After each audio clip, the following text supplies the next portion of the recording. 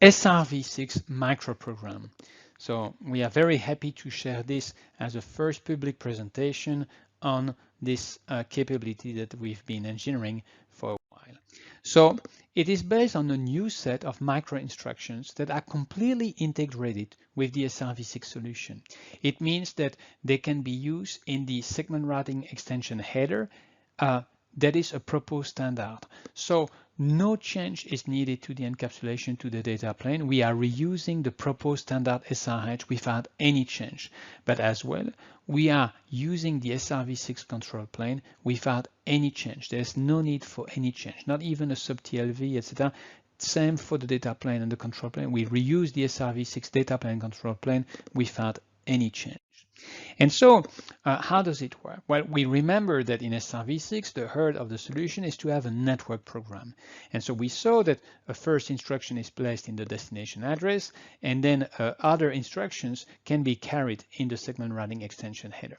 And so very intuitively, in any programming language, you always have the notion that you can have instructions, but some instructions call for a microprogram. And here we have the same abstract model, is that any instructions in our network program could carry a microprogram. So it's a mix and match. The two work together. So, for example, we could have the first instructions that carry a microprogram. And we could see that the second instruction also carry a microprogram, while the third instruction is a plain instruction. But as well, it could very well be that the first instruction is a plain instruction, while the second instruction carry a microprogram, and the third instruction carry a microprogram. So you see it is completely integrated in the SRv6 solution. The word to remember is that an instruction as part of the network program may carry a microprogram. So let's focus a bit on this. How can an instruction carry a microprogram? Well, an instruction, we remember, is 128 bits. So let's group them in 8 groups of 4 nibbles. Let's say that we use a /32 as a block that is used to recognize instructions that carry a microprogram. And then if we assume that a micro instructions ID is recognized by 4 nibbles, that's it, we have our structure. We have the block in 32 followed by 6 micro instructions. So an instructions that carry a microprogram can carry up to 6 micro instructions per SRv6 instruction. So let's describe this with an illustration. Let's say that I have a customer packet that needs to go from a site A to a site B with a shortest path to 8, 7, and then 2. And so very intuitively, that's a micro instruction to go to 8. Give me a shortest path to 8, followed by a micro instruction to 7 that is give me a shortest path to 7, followed by a micro instructions that is a shortest path to 2. So it very intuitively means that my microprogram here is going to need 3 micro instructions. And we just saw that in one carrier, we can support up to 6 micro instructions. So in this illustration, we're going to be able to do everything with one single instructions carrying a microprogram in the destination address. So in this example, we are not going to see the segment routing extension header. Remember in the other part of this presentation that I recorded in February 2020, when we see the deployed use case as of February 2020, quite often there's no segment routing extension header. And depending on how much power of expression we need, how the network program is composed, then if we need more instructions, they are carried in the segment routing extension header. It's exactly the same here. This is a very simple illustration to show you the power of the microprogramming. But obviously, if you would want to have a more involved network program that maybe, for example, has traffic engineering requirement through a metro number 1, then through a backbone, and then through another metro up to a data center, maybe in total you will need 10 micro instructions. And so very easily you deduce that you will need 2 instructions. You're going to have a first instruction in the destination address that carries 6 macro instructions, and then in the SRH you'll have the second instruction that carry the 4 macro instructions. Let's say that you are at super scale, you have a very large 5G network with lots of macro regions with hundreds of thousands of routers, and let's say you need a total of 16 macro instructions. But then you need 3 instructions. The first instruction will carry 6 macro instructions. The second instruction will carry 6. That gets you to 12. You need 16. So you need 1 more instructions that will carry 4 macro instructions. So you'll have the first part of the macro program in the destination address. Then you'll have an SRH with 2 instructions that carry the rest of the macro program. Okay, so knowing about this complete integration of the macro program with SRv6 and the fact that the SRH is used as intended and without any change, we just now focus on this very simple illustration where we see that the macro program holds in 1 single instructions in the destination address. And so we see it starts with the block BBB in /32, followed by 3 macro instructions, and then followed by the instruction set to 0. So a macro instruction set to 0 means the end of macro program. So again, quite obvious, here the macro program only needs 3 macro instructions. The 3 macro instructions in blue, they are basically designed for human beings. It's obviously not done like this through a deployment, but you get it. The first macro instruction is 0800. It says, hey, shortest path to node 8. The next one is 0700. Hey, go to 7. And the next one is 0200. Go to 2. And then 0 means end of the macro program. That's it. This macro program is executed. Then we would look if the SRH is present. If there is 1 more instruction, in which case the next instructions would be loaded in the destination address. It could be a plain instruction, or it could be a carrier for macro program, and the network programming concept continues. So let's see how this macro program will be executed. So from a routing viewpoint, we set it as for the data plane, no change. So node number 8 is going to simply advertise BB in 32-bit followed by 0800 as a /48 prefix. It's going to say, hey, I am owning that macro instructions. I am owning the shortest path. Please compute the shortest path to that prefix. And 7 will do the same, and 2 will do the same. So plain ISS like 20 years ago. No need for any extension. And you see as well the principle of segment routing is to eliminate what is unneeded and go back to the root. We're simply going to the root of IP routing. So if we look at the customer packet, it gets at 1, it does an encapsulation, the outer header is IPv6, the destination address is set as we see in the bottom of the slide, and then we need to forward it. And how are we going to forward it? Plain IP like for the last 40 years, we just do an IP lookup, and in the IP lookup we are going to hit the forwarding path to BB 0800 in /48, which is the shortest path to 8. And so 1 will do this, 4 will do the same, 5 will do the same. And all of this is plain IPv6 forwarding like 20 years ago. So it's really basic, widely available and deployed. Node 8 receive the packet, and the first thing it does is that it does a lookup like everybody, and he hits the entry, and that entry, it's his entry. And he knows what is the instruction, the macro instruction bound to it. It is a shortest path to me, but it got to me. So the macro instructions is completed. And so what it needs to do is to activate the next macro instruction. And the activation of the next macro instruction is done by a shift.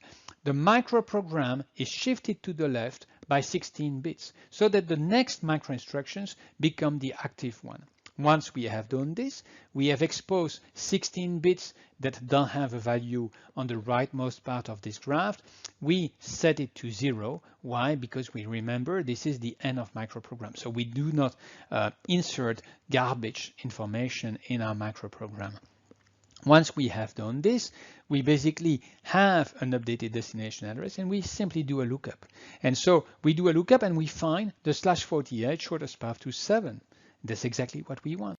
And then 7 receives the packet he does an IP lookup like everybody, and he hits the micro instruction that is a shortest path to me. Ah, yeah, but it's me. So the shortest path is completed. So I need to progress the micro program. I need to activate the next micro instructions. So I do a shift by 16 bits position to the left. Then I fill the 16 exposed bits to 0, and then I do a lookup, and I find the shortest path to 2. And that's it. You have understood how the first micro instruction is completed, is executed, is the shortest path to a node. And in the future, in the next few weeks, we will explain other powerful micro instructions that are part of the microprogramming functionality.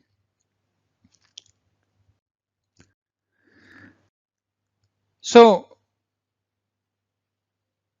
benefits. Ultra scalable at 5G deployment. Indeed, if I have 40 byte of SRh overhead, which is 8 byte of SRh fixed overhead, and then 2 instructions, each 16, so 2 times 16, 32 plus 8, 40. With that very small overhead, I can carry 3 microprogram of each 6 instruction. Because I have 6 micro instructions in the destination address, 2 instructions in the SRH that both carry 6 micro instructions, so a total of 18 micro instructions. So we see that with a very small overhead, I have the power of expressing 18 micro instructions. Today, we have only explained it one micro instruction, the shortest path to a node. But in the next few weeks, we will explain other micro instructions that cover the whole spectrum of network programmability: fast reroute, TE, NFV, and VPN micro instructions. So imagine that with only 40 bytes of overhead, I have immediately 18 micro instructions that cover the whole spectrum of network programming capability. Compared to MPLS, after 20 years of MPLS, an ingress PE that is capable of pushing 18 labels is not present. And so this is the speed of this SRv6 technology that, by its simplification, is focused on one single solution that has the power of expressing any network program, anything that turns the network as a computer. Then that simplicity gives us also ultra scale. And a big target for this solution is the 5G deployment, but as well the very large scale data centers. We can see that from this computation with 40 bytes, we have 18 micro instructions. We will easily prove mathematically that this is the best SRv6 compression. And so this will be documented in the IETF document for the microsegment technology. And this is also no surprise that, as we will report in the next few slides, we have line rate on multi-terabits hardware, leading edge multi-terabits hardware. Why? Because when you look at it, it's super simple. All what I need to do is a shift. All what I need to do is a basic longest path IP lookup. This has been done for years. So we don't invent new things. We don't make it complex. We just go back to the root of IP. And by going to the simplicity of the root, we get the hardware line rate at very high speed. But as we will see as well in the public interrupt that we're going to report in the next few minutes, this is also very friendly to the merchant silicon, which is very important for a rich ecosystem. And finally, as it will be reported by one of our lead operator, this is friendly to legacy equipment. So we remind that this microprogram extension of the SRv6 solution has been completely thought as part of the SRv6 solution several years ago. And so this is completely integrated in it. This is the network programming model. It reused the SRH data plane encapsulation without any change. This is proposed standard. And it reused the SRv6 control plane without any change. And it's quite beautiful. You have seamless deployment on IPv6 host, because from an IPv6 host viewpoint, it's simply an IP in IP encapsulation. The other destination address is opaque to the host. It doesn't need to know that there is a microprogram to it. So it exposed very nice use case that will be reported by some of our lead operator in the next few slides. So we get to it. So I really thank Dennis Kai from Alibaba for asking me to report this message as part of the content that was prepared for NANOG in San Francisco in February 2020. So Dennis Kai wanted to report the successful milestone with Cisco Systems in January 20, where he has and his team has witnessed the SRv6 microprogram line rate hardware verification in the Cisco lab with the 8000 series, with the famous Silicon One, the NCS 5500, and the SR9K. The next step for this co-development is for Alibaba to test all of this in their own lab, and we hope the next step is then through deployment. Then Sky wanted to share one of the use cases for people to think of. Let's imagine that applications are already IPv6 enabled, and this is known that this is the case at Alibaba. Let's imagine that the network is already IPv6 enabled, and I think it's known publicly that this is the case at Alibaba. Then it's pretty simple to understand that this solution provides a seamless end-to-end SDN control from apps through data center, metro, and backbone at a very low cost and a super high density and high speed with very small overhead. We thank as well Dan Voyer from Bell Canada, who also authorized us to provide this report as part of the NANOG presentation in San Francisco in February 2020. So Dan Voyer wanted to report a successful milestone with Cisco in January 2020. They have tested in their own lab SRv6 microprogram line rate hardware verification with the Cisco 8000 series, so the famous Silicon One, the NCS 5500, the SR9K, but as well a specific interest in the CRS10, and this is the legacy aspect to show that SRv6 through the microprogram capability really enable legacy leverage as well. Dan Voyer wanted to draw attention to the 5G use case, because if we look at SRv6 network programming, we get the ultra scale, we get the protocol simplification and the convergence on IPv6. We have the network programming model that offers integrated TE, fast reroute, slicing, VPN, and NFV for end-to-end value-added services. We have integrated optimum load balancing day one, and icing on the cake, we have legacy platform reuse with the CRS10 testing that is ongoing at Bell. And so we really thank Dennis Kai, Dan Voyer for the co-development, for the lead operator partnership, and all the other lead operators for the artwork. Others will share their work in the future as we progress this in the industry. But last but not least, we have also the huge pleasure to report on the first interrupt testing of the microsegment SRv6 technology. My colleague Jakob Horn has staged this, and we really want to thank all of the partners of the ecosystem that took part to this SRv6 microprogramming interrupt report. We had, from an open source viewpoint, Linux, with a kernel implementation and VPP. From a merchant viewpoint, we have Tofino from Barefoot. We have as well Arcus present with a Jericho 2 data plane, and we had Marvel present with the Falcon switch. But from a Cisco viewpoint, we had the ASR9K, the virtualized version of the ASR9K, the famous 8000 series with the Silicon One, and the NCS 5500. And all of this was tested in the lab. Jakob is going to publish a specific video to report on this excellent milestone. And obviously, we will keep working with the members of the ecosystem on the next stage of our journey, and other milestones will be published in the next few weeks and months as we progress this through the industry. An extended recording of this presentation is available at that link. And again, in the next few weeks and months, as we unveil more information on this solution, there'll be complement video that are posted to help you leverage this information for your own projects. Many thanks.